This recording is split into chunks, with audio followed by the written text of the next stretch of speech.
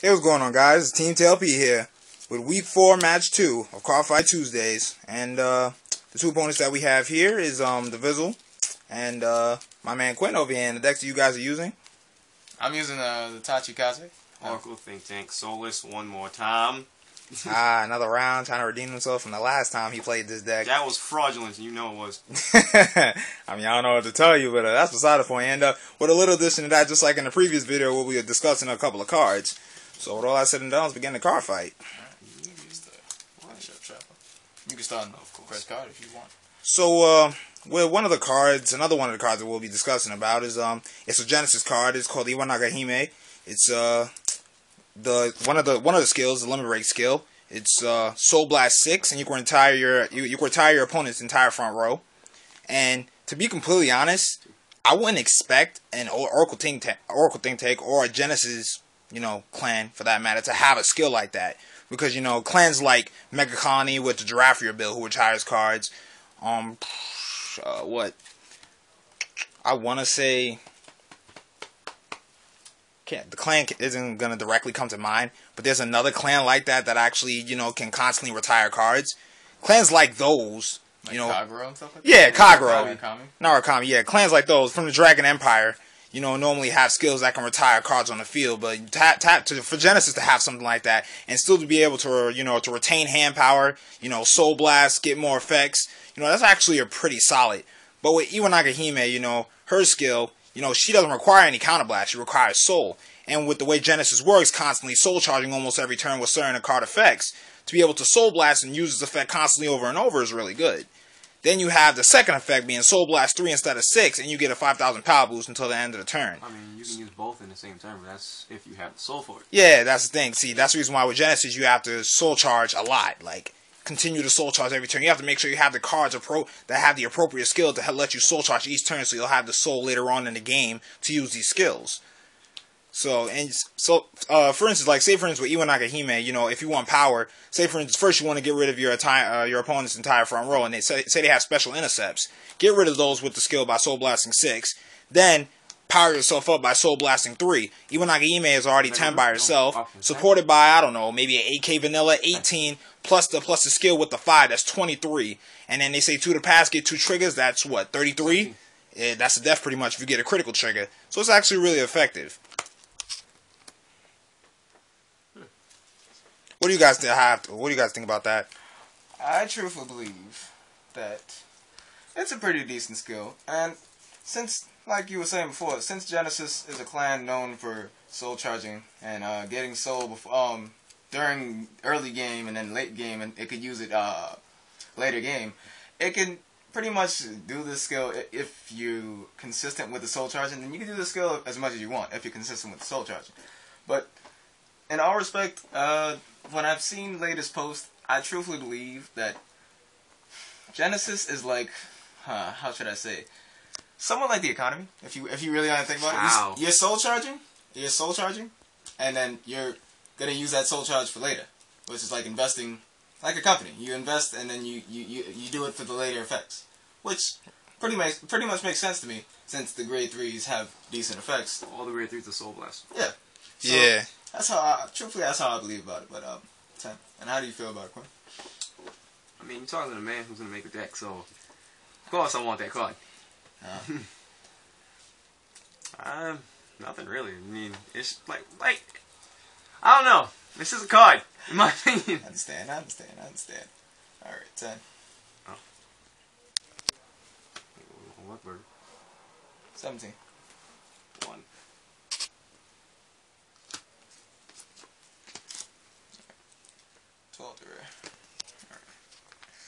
Alright. Ew. It's ugly. Okay, well this could have gone good. Alright. Another one of the cards that we have here is Quinn. Oh, all of like the break rides, I have to say this one is my favorite because I mean it really helps you retain the hand power because of the effects. We all know how a break ride works, but when you ride another grade 3 over this unit, you get to choose plus up to up to 2 of your Genesis rear guards, and those get plus 5,000 until the end of the turn, and your Vanguard gets +10. And on top of that, your Vanguard, you can also Soul Blast 3 when your Vanguard attacks to draw a card. I have to say, for like most of the break rods, that's the one that helps you keep your hand. Because I mean, you just played that grade 3 and other cards, so you're like, you just diminished your hand power a little bit. So, but with this break rod, you can just get it back. Plus, most of like how the Genesis is, I see it as just another Oracle Think Tank type of deck to me. Really, it's like a mix of Oracle Think Tank and as you said, Pale Moon, because of how the soul is. If my deck build I'm going to make for this is just going to have draws and crits, I want to make sure I have the hand power. Right. But this break rod, though, I have to say, it's a good one to have. What's the name of the card again? Oracle Queen Himiko. Ah, okay. How do you feel about it? 10. Well, just like Quincy said about it, the comparison of it being about Pale Moon too. I'm a Pale Moon player personally. Pale Moon, we all know its prime objective, just like any other card from the Dark Zone. Its primary focus is to soul charge cards, soul charge, and every now and again soul blast. Considering if you're Spike Brothers or maybe some other clan, but Dark Regulars and Pale Moon being the majority, their focus is to soul charge cards, and based off of the soul charging that they do, they get certain skills and the like. So. With Genesis, act pretty much stealing that. I wouldn't say stealing, but pretty much taking that, the Dark Regular and Pale Moon, trait of soul charging into their own hands. I think is actually really effective. But I feel like with the way Genesis is, OTT, just like we all know, pretty much is to help retain hand power. But if you're soul charging and soul blasting cards, you're losing cards. If you're soul charging cards and drawing cards, so it pretty much all depends on how you go about playing your hand. So. You have to be careful with your soul charging. Where you putting that power? It's very, very questionable. Very questionable. I'm not feeling lucky this game, so I'm putting power here. So I'm putting power. No, it wasn't. Oh, 2 cards. Sorry. Let's go 2 cards. All right, let's go. All right. I see. Screw. All right. Whoa. All right. 17 here. Oh, stop. 10. All right. There you go. That's not my opinion on the card. So, my opinion on this with the Dvzl, this queen, quote unquote, I truly believe that the break rod is actually a pretty decent break rod. It's actually a good one. I haven't really looked up on enough of the break rods, but it looks pretty decent. Hold on, let me just finish it. What's with these stand triggers? Power over here. You need power van hit. Oh, to hit you? Oh, okay. Yeah. Power van. So it's 11 base. That's a great one. Fine. Sorry. Alright. Now, as I was saying, 12 to Vanguard. Truthfully, I believe that it's a decent break rod.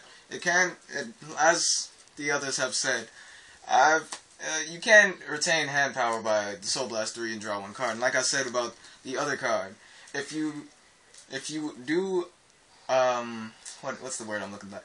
If you stay consistent with the soul charging in the beginning of the game, you'll have enough soul to get to the point where soul blasting 3 is nothing for you. You can just do it like that, and then if you're really in that tight spot and you need cards, and you're not drawing the right triggers you need, then clearly that's the card you want to go to.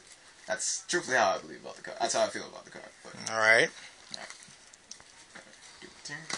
So overall, it's actually a pretty good card. Nonetheless, it's a break ride, and we all know that majority break rides actually have a really good skill that can help late game or early game, depending on how you decide to play it. So, all right, Cannon Blast, 5,000 power Tyranno. I hear you. Okay. Let me see here.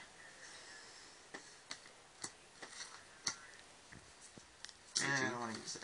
I don't want to use that yet. 19. 10.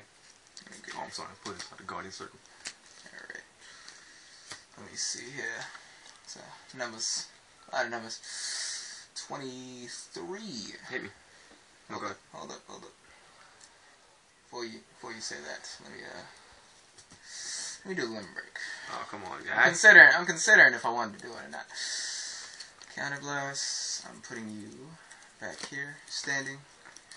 That's 38 plus 1 critical. Hit me. No good. Alright. First check. Heal trigger. Mm. Power to my rear. I hear you. Second check. Critical trigger. Ooh. Yeah, I just died. Ooh. Is it gonna get the heal trigger? Hell no, I'm dead. That's crazy. Okay. Alright, ladies and gentlemen. This is the second video, and with all that said and done, we'll see you in the third one. See you guys later.